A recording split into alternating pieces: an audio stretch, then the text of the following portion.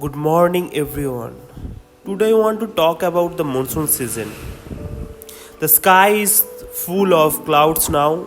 Everywhere we look, we see dark gray clouds moving slowly.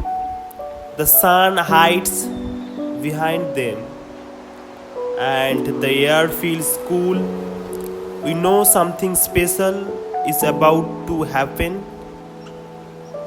Maybe very soon it will rain. The fast drops of rain will fall, and the ground will smell fresh and nice. Trees and plants will look greener. The rain gives life to everything around us.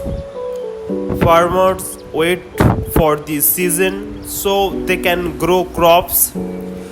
Children wait for it to play in the rain and make paper boats. Monsoon brings joy, fun, and new beginnings. It also reminds us how important water is in our life. Let us enjoy the monsoon season and this beautiful season and be thankful for the rain.